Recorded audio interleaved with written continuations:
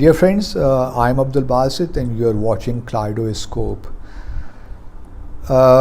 Indian media created massive, huge hype around Prime Minister's visit to Washington DC and his meetings with Vice President Kamala Harris, and yesterday his meeting with President Joe Biden.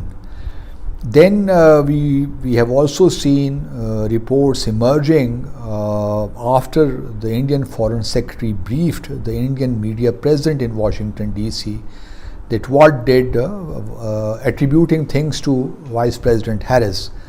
According to the Indian media, the Indian Foreign Secretary said that when Prime Minister Modi started talking about cross-border terrorism, Vice President Kamala Harris herself voluntarily started talking about Pakistan and raising concerns, mentioning concerns about Pakistan's policy, both on terrorism as well as on Afghanistan.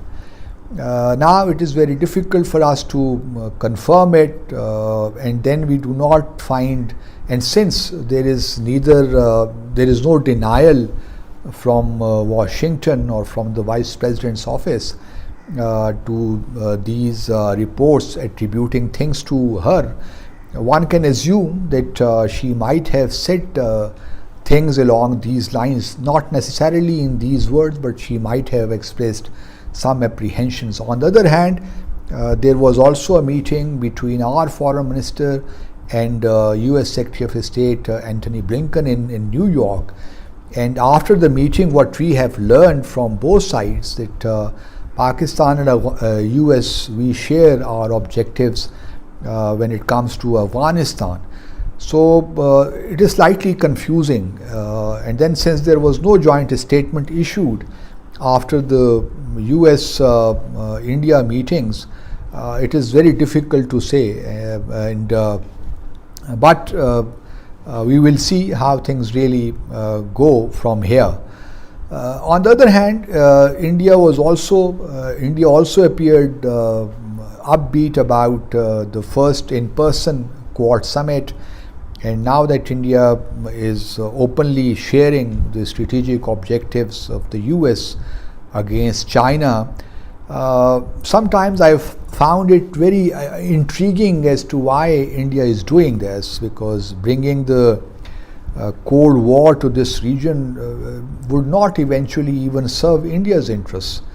2-3 things come to mind. First, perhaps India is trying to build pressure on China to resolve the long-standing border disputes on Indian terms, and we know that what happened last year in May and then in June in eastern Ladakh, there were skirmishes in which 20 Indian soldiers were killed.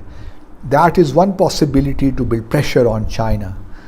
Secondly, I think this could also be meant to build pressure on China to be more flexible or endorse India's membership of the nuclear suppliers group, and thirdly, also put pressure on China to be more receptive to India's bid for a permanent membership of the UN Security Council.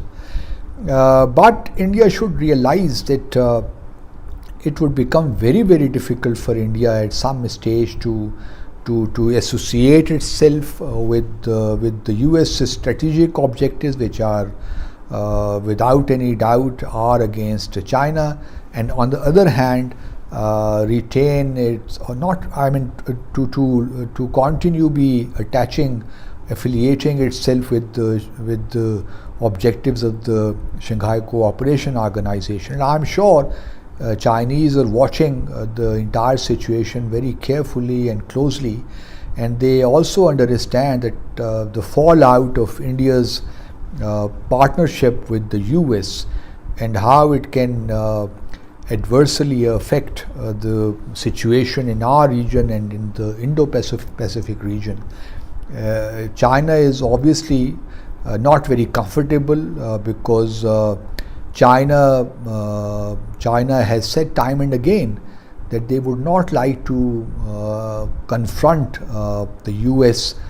They would not like to have a new Cold War with the US. They would like to have a healthy competition with the US, and they would like this multilateral system to be more effective. Even President Xi in his address at the UNGA said all these things and very well articulated China's position on different issues. But on the other hand, the US is pushing, concerned about China's unstoppable growth. It is concerned about China's future, assuming the leadership in future. And as I said earlier, the US would go to the hill to ensure that to retain its supremacy in international relations. Now, India may be using the US, or it literally believes in that, in its objectives. It is very much possible. You cannot rule out anything at this point in time. But the question is that how should China be handling all these things, and even Russia, which share its foreign policy vision with China from Eurasia to Shanghai Cooperation Organization, and then the regional connectivity. China and Russia appear to be on one side, though President Joe Biden did try to create some wedges between China and Russia by meeting the Russian leadership in Geneva, but to no effect. I think the Russians also understand that how unreliable the US has been throughout, even after in the wake of the collapse of the erstwhile Soviet Union, how the US and other NATO countries tried to lure the Eastern European countries to become part of NATO. So Russia is also very skeptical about US objectives in the region. So I doubt that Russia would ever do anything which is averse to Chinese interests.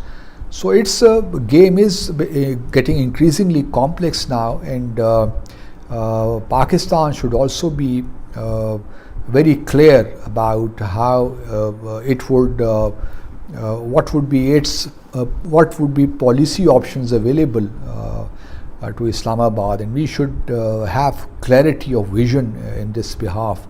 And I am sure our policy makers are again very closely watching the situation, and we will try to reach out to strengthen, put more verve and vigor into our bilateral diplomacy, and that is the key in my view, and focus also on economic diplomacy as well.